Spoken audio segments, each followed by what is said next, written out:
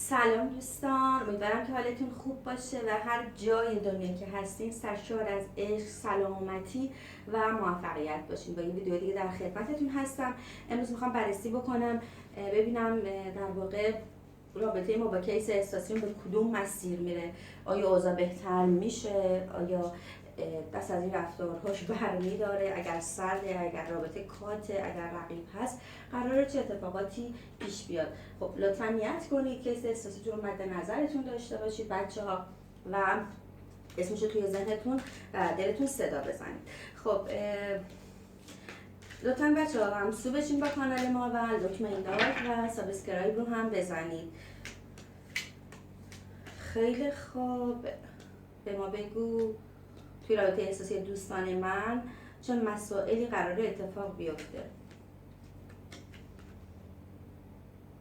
خب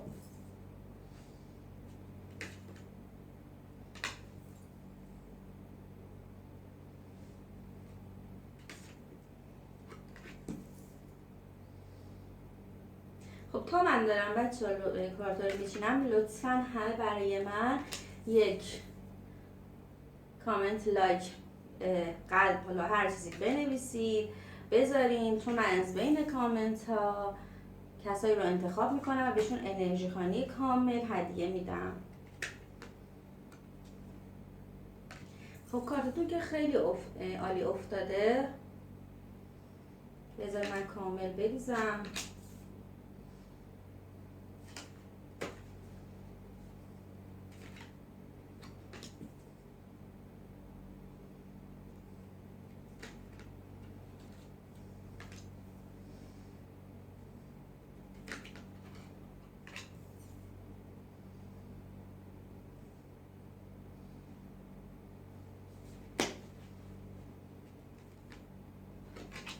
خب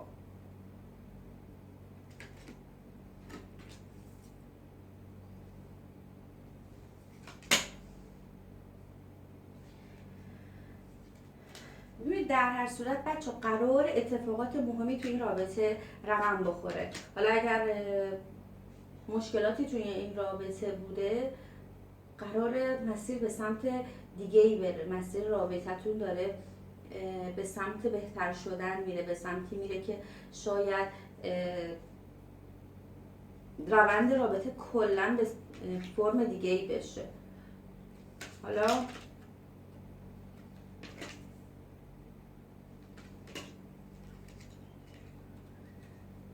کارتاتون که خیلی عالی افتاده، من کامل بریزم و بعد براتون تعبیر میکنم.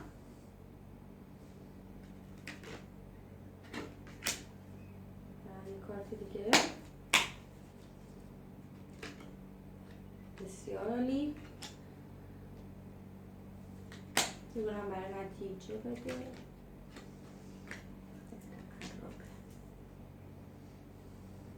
ببینید بچه ها، توی رابطه شما به واسطه حالا شخصی که میتونه آدم قدرتمند باشه، حالا ممکنه کسی باشه که شما ممکنه پیشش برید با انرژی دستکاری بکنید، یا حالا مثلا دوستی کسی باشه که مثل یک واسطه بشه، یا مثلا مشاوری باشه که به شما توی مسئله کمک بکنه و بعد از اون اتفاقات خوبی توی رابطه رقم میخوره، مشکلات شما حل میشه. و اگر رقیبی هم وجود داره بچه ها، رقیب شما شاید واقعا فکر میکنه که اصلا من رقیبم رو نمیتونم از حذف بکنم، یا رقیب همیشه هستش، یه جورایی انگار ناامید شدین یا دور از دسترس میبینید که بخواد در واقع رقیب از زندگی شما بره. ولی خدا رو شکر میبینم من برای مشکلات و حالا رقیب شما پایان رو انداخته و این شخص از رابطه و زندگی شما حذف میشه.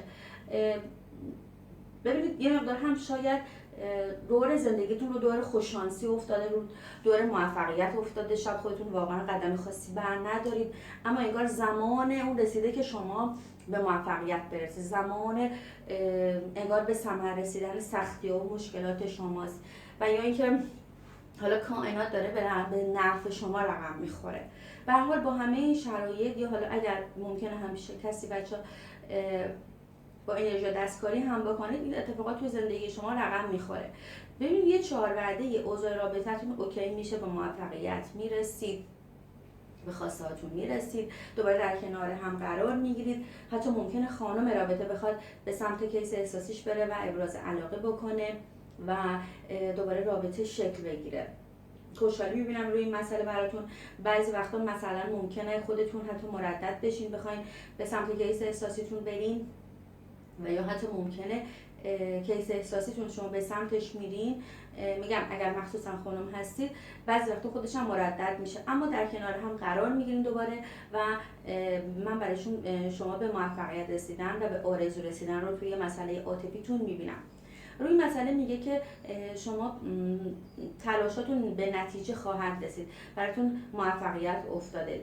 در هر صورت میگه باید یک مقدارم توی این مسیر خلاق باشی و یک مقدارم صبور باشی. یک مقدار گذشت توی مسیر برای شما لازمه.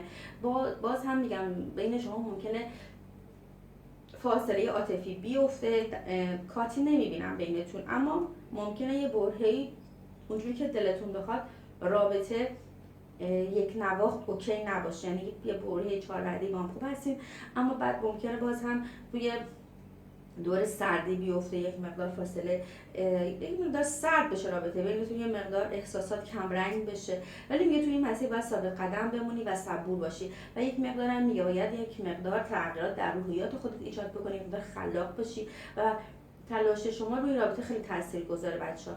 یعنی اگر واقعا این رابطه رو میخواین هم باید صبور باشین و اعتدال رو رعایت بکنید، هم که در کل برای روند رفتاریتون رو تغییر بده. اگر مثلا قبلا رو دیگه رفتار میکنن، حالا باید ببینی کجای رفتارت اشتباه بوده تا رابطت دوباره تو این حالت سردی قرار نگیره. چون که میگه شرایط اوکی میشه، خودت هم تلاش میکنی، اوضاع خوب میشه، حتی ممکنه خودت بری ابراز علاقه بکنی، اما باز هم میگم یه مقدار دوباره شرایط ممکنه به سمت سردی بره. ولی به هر حال بچه براتون کارت خورشید افتاده و کارت موفقیت که کارت بسیار عالی هستن. شما تو جایگاه قدرت خودتون خواهید مون، توی اون حقی که توی این رابطه در واقع لایقش هستین به اون حق میرسین و کیس احساسی شما با شما بهتر رفتار میکنه. خودش هم بعد از این سردی ها تلاش میکنه دوباره بخواد این رابطه گرما بده. شاید یه برهه‌ای میگم که باز من شما یه خورده سردی بیفته، ولی خودش هم باز اقدام میکنه و تلاش میکنه تا بخواد دوباره رابطه رو درست بشه. یعنی در واقع هر دوتا این رابطه رو میخواین و ابتدا شاید شما خودتون قدم بردارید، ولی بعد از اون شخص هم خودش تلاش میکنه تا بخواد اوضاع رابطه رو تغییر بده و کارت حرکت و عرابه افتاده.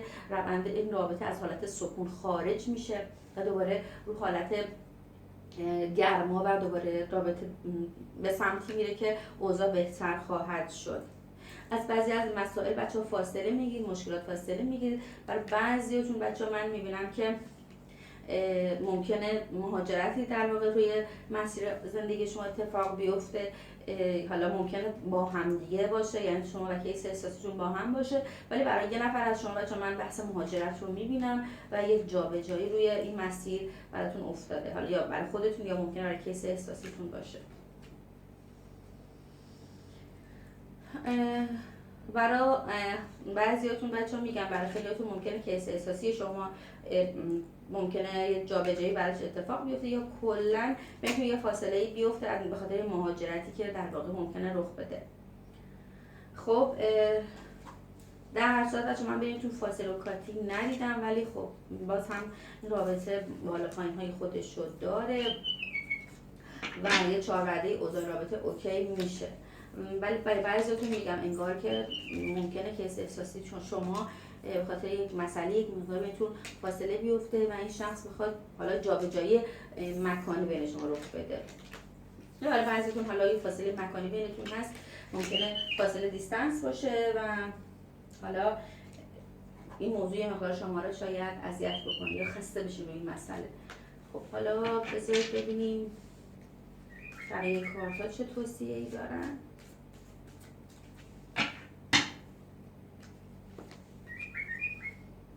خب یانگ،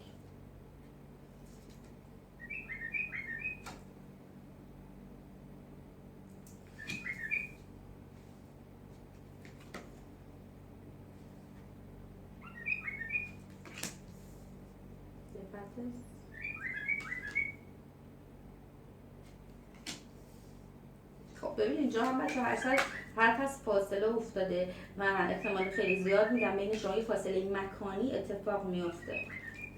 یا شاید تو اوجی که حالا رابطه داره شکل میگیره اوکی میشه که دفعه این فاصله شاید یک مقدار براتون سخت باشه اتفاق افتادنش و توی حالت بلا تکلیفی قرار میگیره که نمیدونی اصلا کلا باید چی کار بکنی.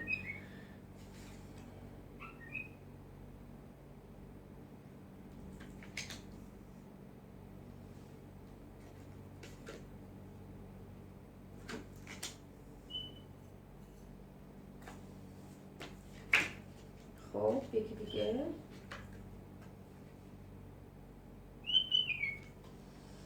میپذیرم.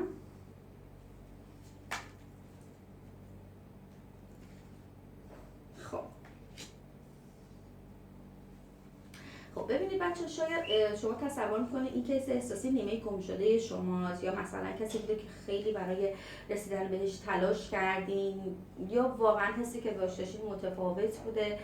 این رابطه با این شخص خیلی براتون خاص بوده. خب در هر صورت میگم ممکنه همه شرایط اوکی باشه، اوضاع خوب بشه، ممکنه مثلا شما یه چیزهایی رو اصلا تا حالا به چشتون نیومده یا مثلا انگار خیلی از واقعیت‌ها رو اصلا نمیدیدید، انگار یه سری مسائل براتون آشکار میشه و انگار متوجه میشین که چه مسائلی در واقع توی رابطه شما بوده که شما اصلا بهشون دقت نکردین. شاید مثلا کیس احساسی شما برای شما خیلی آدم رویایی و خاصی بوده ولی الان بعد از این موضوع متوجه بشین که نه، حالا اونقدری که شما فکر میکردین این آدم خاص شاید نبوده، یا این موضوع باعث میشه که یه مقدار خودتون تصمیم بگیرین که بخواین اصلا فاصله بگیرین. توی برهه بچه‌ها ممکنه میگم به حالتی برین که احساس بکنید اصلا انگار لبه پرتگاه یا زندگیتون انگار مثلا میدونید حس میکنید انگار کاخ آرزوهاتون یه هوی بیرون شده، یک تصورتون تغییر میکنه نسبت به رابطتون و شخص مورد نظرتون. انگار میگم براتون یک شخص رویایی بوده این شخص، اما متوجه میشین که خیلی رویایی نسبت به این شخص نگاه کردین یا خیلی مثلا برای خودتون بزرگش کردین یا میگم یه جورایی فکر میکردین این شخص نیمه گم شده شماست. ببینید میگه هر چیزی که برق میزنه طلا نیست، یعنی شاید واقعا شما خیلی برای خودتون این شخص رو بزرگ کردین و بعد یه انگار همه چیز از چش شما مثل یه پرده کنار میره و واقعیت چهره این شخص رو میبینید. نه که بگم این آدم بدیه، اما شما خیلی برای خودتون بزرگش کردین و متوجه میشین که این هم مثل همه آدمای دیگه یه شخص خیلی معمولی شاید بوده و حستون شاید به این شخص یه مقدار تغییر بکنه. ولی من بچه رابطه شما رو با این شخص نمیبینم که در واقع پایان پیدا بکنه. شما دو نفر دوباره کنار هم هستین و این رابطه انگار یه رابطه‌ایه که تموم شدنی نیست، انگار همیشه شما دو نفر به وسیله یک چیزی به همدیگه برگشت خواهید داشت. یه رابطه‌ای که انگار تا همیشگیه، یه همچین حالتی داره این رابطه. ولی احساسات شما توی این رابطه بچه داره تغییر میکنه و خودتون هم میگم یه برهه شخص خودتون هم بخواین اصلا از این کیس احساسیتون فاصله بگیرید. بحث اون فاصله مکانی و دوری رو که گفتم ممکن است خودتون باشه بخواین که در روی برهه فاصله بگیرید و مثلا ببینید چرا باید چیکار بکنید، دنبال دلیل بگن که چرا احساس شما تغییر کرده، اصلا کلا باید برای رابطه چیکار بکنید و میگم حتی ممکنه خودتون تا جایی برید که بخواید رابطه رو هم تمام بکنید و توی حالت بلا تکلیفی قرار میگیرین. اما بچه‌ها در هر صورت شما این رابطه این نیست که بگم حالا تمام میشه، ولی دوباره به سمت هم برمیگردین. ولی خب همچنان مشکلاتی من توی رابطه باز هم میبینم. انگار شما دو نفر در کنار همدیگه قرار بوده رشد بکنید بچه‌ها و خیلی با همدیگه درس‌های مختلفی رو دادین، همون در کنار شما رشد کرده، هم شما از این شخص خیلی چیزا رو یاد گرفتین، شخصیتتون، روحیاتتون تغییر کرده، نگاهتون به روابط خیلی متفاوت بوده ولی الان توی این رابطه اصلا انگار جنس مخالفتون رو تونستین بشناسین یا کلا یاد گرفتین که نگاهتون به رابطه چطور باشه. حالا من باز ببینم این کارتای رمانتیک چی میگن، چه مسائلی رخ میده.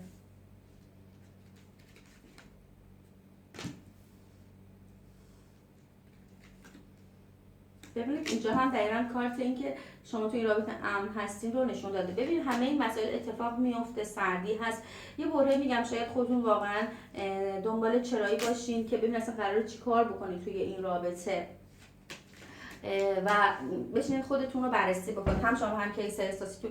شاید الان توی زمانی هست که انگار مثلا یک پرده از شما باز شده، هم شما هم کیس احساسیتون، و نشستین دارین رفتارهای خودتون رو تحلیل میکنین، مخصوصا کیس احساسیتون، و خودش هم روی این موضوع خیلی پشیمونه که چرا این کارا رو کرده. شاید دلیل سردیش هم همین باشه، انگار خودش یه مقدار خجالت زده است و انگار روش نمیشه بخواد برای رابطه قدمی برده، ولی شما رو نمیخواد از زندگیش حذف بکنه، میخواد شما رو همیشه تو زندگیش داشته باشه، حتی به ازدواج با شما فکر میکنه و همینجور دوست داره که بیشتر شما رو بشناسه که حتی بخواد مسیر به سمت تعهد و ازدواج ببره. جذابیت شما براش همیشگیه و میدونه که عشق و علاقه‌ای که در مورد شما به ایشون داشتید هم یه عشقی بوده که واقعی بوده. ولی خب این شخصی مقدار انگار خیالش هم راحته از اینکه شما همیشه تو زندگیش هست، از طرف شما خیالش راحته، به خاطر همیشه قدم خیلی محکم برای رابطه بر نمیداره، ولی تصمیم میگیره بچه بخواد به سمت شما بیاد، ابراز علاقه بکنه، حتی برای بعضیتون پیشنهاد ازدواج بده و از این حالتی که هیچ قدمی بر نمیداشته در واقع خارج میشه بچه‌ها. و ببینید برگشتتون به همدیگه رو من اینجا میبینم، دوباره به هم برمیگردین بچه. برای بعضیتون خیلیاتون ممکنه از طرف کیس احساسیتون پیشنهاد ازدواج رو دریافت بکنید و متوجه میشین که کیس احساسیتون تغییر کرده و انگار نگاهش به شما بچه جدی‌تر شده. شاید قبلا یه نگاه سطحی به شما و رابطه داشته، اما اتفاقاتی که افتاده توی رابطه شما باعث شده این شخص در واقع نگاه متفاوتی نسبت به شما و این رابطه داشته باشه و انگار شما توی چشمش ارزشمندتر شدید. خب آخرین دکم من ببینم چه جمله‌ای به شما میخواد بگه. 3 تا کارت بگیرم. خب بسیار عالی. خب ببینید بچه‌ها خودش رو در برابر شما ضعیف می‌بینه، یعنی احساس می‌کنه شما خیلی پیشرفتین، خیلی موفق هستید تو زندگیتون ولی انگار خودش رو ناتوان می‌بینه و انگار احساس می‌کنه که باید کمکش بکنه تا از این حالت در بیاد. یعنی یه جورهایی دوست داره در کنار شما قرار بگیره و دوباره رابطه رو با شما درست بکنه، با هم تو یک مسیر موفقیت و خوشبختی قرار بگیره، ولی انگار نیاز داره که یکی انگار هولش بده، مثلا انگار نیاز داره که شما کمکش بکنید. ببین توی کارتای تارتتون هم دقیقاً افتاده بود که ممکنه خودتون بخواید قدمی بردارید برای رابطه و این قدم بسیار عالیه. شاید این شخص باز هم بعد یه مقدار ندونه میخواد چی کار بکنی، ولی بعد از اون تصمیمش رو میگیره و برای این رابطه تلاشی خواهد کرد و بعد از اون گرما و در واقع به رابطتون برمیگرده. در واقع شاید نیازی که شما هم خودتون یه تلاش برای این رابطه بکنید، یه مقدار میگم انگار سردرگم کیس احساسی شما و نیاز داره که شما در واقع مسیر درست رو بهش نشون بدید. در هر صورت بچه خیلی خوب افتاد، به هر حال این رابطه بالا پایین هست، اما خب خدا رو شکر این رابطه ایه که انگار شما دو نفر مثل سولمیت هم هستین و همچنین تو سرنوشت هم هستین، ولی خب میگم بعضی وقتا واقعا چالش‌های تو رابطه به وجود میاد. امیدوارم از این انرژی خیلی خوشتون اومده باشه بچه‌ها. تا ویدیو بعدی خدا نگهدار. حتما لایک و سابسکرایب یادتون نره.